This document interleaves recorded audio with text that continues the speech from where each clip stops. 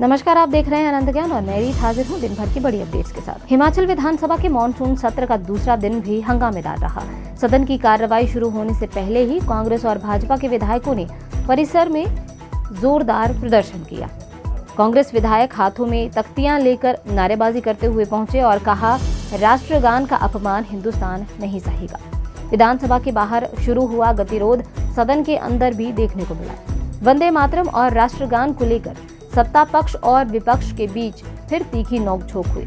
विपक्ष ने राष्ट्रगान के कथित अपमान के आरोपों को लेकर भी सरकार पर भ्रामक प्रचार करने का आरोप लगाया और पूरे मामले की वीडियो फुटेज सार्वजनिक करने की मांग की। हंगामे के बीच विधानसभा अध्यक्ष ने सदन की कार्रवाई दोपहर 2 बजे तक के लिए स्थगित कर दी। राष्ट्रगान विवाद को लेकर हिमाचल की सियासत लगातार गर्माती जा रही है। हिमाचल में सरकारी नौकरियों को लेकर विधानसभा से बड़ी तस्वीर सामने आई है।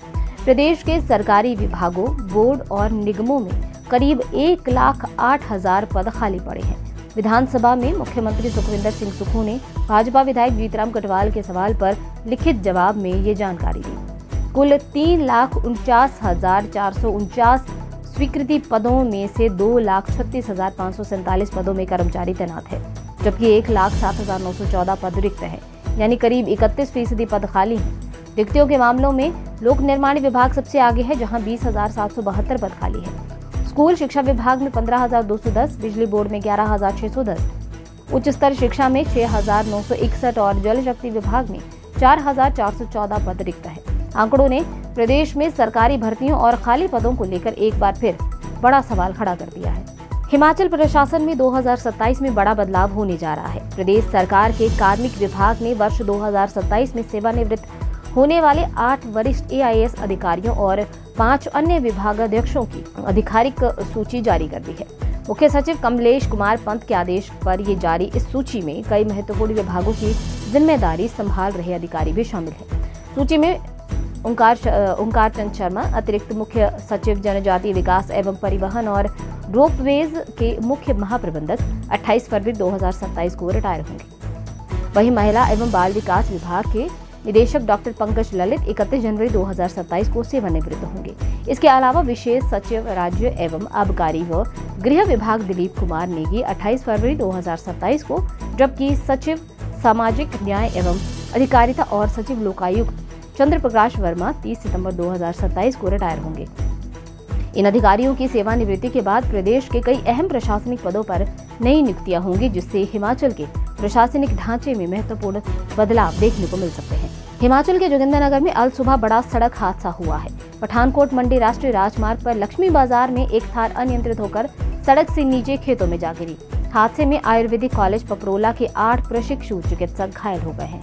हादसा करीब सुबह 3 बजे हुआ, जब सभी प्रशिक्षु डॉक्टर पपरोला की ओर जा रहे थे। थार अनियंत्रित होकर जिसने पहले स्कूटी को अपनी चपेट में लिया और इसके बाद खेतों में जाकर पलट गई। हादसे की आवाज सुनकर आसपास के लोग मौके पर पहुंचे और घायलों को वाहन से बाहर निकाला। घायलों में शिमला, ऊना और राजस्थान के जयपुर के प्रशिक्षु डॉक्टर शामिल हैं। 5 घायलों का जोगिंद्रनगर अस्पताल में उपचार किया गया, जबकि 3 को पालमपुर सिविल अस्पताल रेफर किया गया है। पुलिस हादसे के कारणों की जांच कर रही है। हिमाचल के पेंशनरों के लिए राहत की खबर है। प्रदेश सरकार ने 1 जनवरी 2016 से 31 जनवरी 2022 के बीच सेवानिवृत्त कर्मचारियों के पेंशन और पारिवारिक पेंशन के बकाया भुगतान से जुड़े नियमों में संशोधन किया है।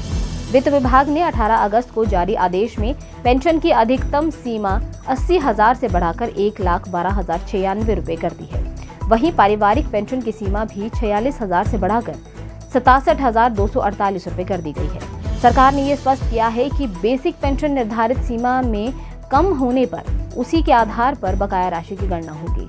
पेंशन वितरण प्राधिकरणों को बैंकों को सही गणना के साथ भुगतान सुनिश्चित करने के निर्देश दिए गए हैं। ये संशोधन हजारों पेंशनरों और पात्र परिवारों के पेंशनरों के लिए अहम माना जा रहा है। हिमाचल के दवा उद्योग से जुड़ी बड़ी खबर सामने आई है। जुलाई के ड्रग अलर्ट में देश भर के 239 दवाओं के सैंपल मानकों पर खरे नहीं उतरे हैं, जिनमें हिमाचल में बनी 83 दवाएं शामिल हैं।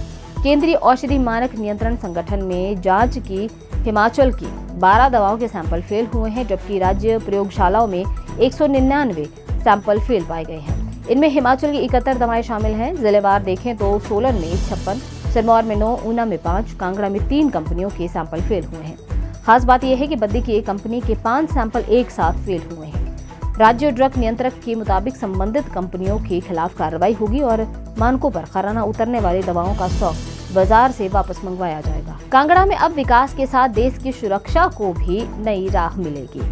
योल और धर्मशाला कैंट क्षेत्र को सीधे पठानकोट मंडी 4 लेन से जोड़ने के लिए डिफेंस रोड बनाने की कवायद तेज हो गई है। प्रस्तावित सड़क शाहपुर के चंबी से शुरू होकर चड़ी और धर्मशाला होते हुए योल छावनी तक जाएगी। करीब 27 से 30 फीट चौड़ी इस रणनीतिक सड़क का निर्माण BRO करेगा। आपात स्थिति में ये सेना के लिए अहम लाइफलाइन भी साबित हो सकती है। एयरपोर्ट क्षेत्र की व्यस्त सड़क पर दबाव भी कम होगा। हालांकि अंतिम अलाइनमेंट अभी तक तय नहीं हुआ है और संभावित अलाइनमेंट को लेकर करीब 100 साल पुराने चड़ी बाजार के व्यापारियों और स्थानीय लोगों में चिंता है। लोगों की मांग है कि सड़क का नक्शा ऐसा हो जिससे कम से कम नुकसान हो। अब सभी की निगाहें अंतिम रिपोर्ट पर टिकी हुई हैं। हिमाचल की राजनीति से बड़ी खबर सामने आई है। श्री नैना देवी जी विधानसभा क्षेत्र से भाजपा के विधायक रणधीर शर्मा को हाईकोर्ट से बड़ी राहत मिली है। हिमाचल प्रदेश हाईकोर्ट ने कांग्रेस के नेता और पूर्व मंत्री रामलाल ठाकुर की ओर से रणधीर शर्मा के निर्वाचन को चुनौती देने वाली चुनाव याचिका खारिज कर दी है। रामलाल ठाकुर ने 2022 के विधानसभा चुनाव में मतगणना, पोस्टल बैलेट और कथित भ्रष्ट आचरण को लेकर चुनाव याचिका दायर की थी। मामले की सुनवाई के दौरान हल्फनामे से जुड़ी कानूनी खामियों का मुद्दा सामने आया है। हाईकोर्ट ने ये पाया है कि दाखिल हल्फनामा निर्धारित फॉर्म 25 और संबंधित कानूनी प्रावधानों के अनुरूप नहीं था। अदालत ने ये माना है कि पहले दिए गए निर्देशों का भी पूरी तरह से पालन नहीं किया गया। इसी के आधार पर कोर्ट ने रामलाल ठाकुर की चुनाव याचिका खारिज कर दी, जिससे रणधीर शर्मा के निर्वाचन को चुनौती देने वाला ये मामला हाईकोर्ट में समाप्त हो गया। हिमाचल की हिमकेयर योजना के कथित फर्जीवाड़े की जांच अब बड़े अधिकारियों तक पहुंचती नजर आ रही है। राज्य विजिलेंस की SIT ने जांच का दायरा बढ़ाते हुए तत्कालीन स्वास्थ्य सचिव से पूछताछ की तैयारी शुरू कर दी है। विजिलेंस की टीम ने IGMC का रिकॉर्ड खंगाला, वहीं निजी अस्पतालों के दावों और दस्तावेजों की भी जांच की जा रही है। इससे पहले तत्कालीन वरिष्ठ चिकित्सा अधीक्षक डॉक्टर जनक राज से पूछताछ भी हो चुकी है। अब जांच में ये देखा जाएगा कि हिमकेयर योजना के संचालन, निजी अस्पतालों की पैनलिंग, उपचार दरें तय करने, क्लेम भुगतान और ऑडिट की निगरानी किस स्तर पर हुई है। विजिलेंस, स्वास्थ्य विभाग और सचिवालय के पत्राचार के साथ नीतिगत मंजूरियों और शिकायतों पर हुई कार्रवाई का रिकॉर्ड भी खंगाल रही है। यानी हिमकेयर मामले की जांच अब प्रशासनिक और नीतिगत स्तर तक पहुंच गई है। शिमला में 16 लाख रुपए की साइबर ठगी के मामले में पुलिस को बड़ी कामयाबी मिली है। सदर थाना शिमला में दर्ज पुलिस मामले में वांछित आरोपी अमान अली को दिल्ली के भजनपुरा इलाके से गिरफ्तार किया गया है। पुलिस के अनुसार शिकायतकर्ता के SBI बैंक खाते से अक्टूबर 2025 में धोखाधड़ी कर कुल 16 लाख रुपए निकाले गए थे। तकनीकी जांच के आधार पर पुलिस आरोपी तक पहुंची और 19 अगस्त को दिल्ली में दबिश देकर उसे गिरफ्तार किया गया। ट्रांजिट रिमांड पर शिमला लाए गए आरोपी को अदालत ने 22 अगस्त तक पुलिस रिमांड पर भेजा है। अब पुलिस ये पता लगाने में जुटी हुई है कि ठगी की रकम किन खातों में भेजी गई है और इस साइबर ठगी में आरोपी के साथ कोई अन्य व्यक्ति भी शामिल था या नहीं। वहीं SSP शिमला गौरव सिंह ने ये बताया है कि मामले की जांच जारी है। तो फिलहाल इस बुलेटिन में इतना ही। बाकी की तमाम जानकारी के लिए आप जुड़े रहिए अनंत ज्ञान के साथ।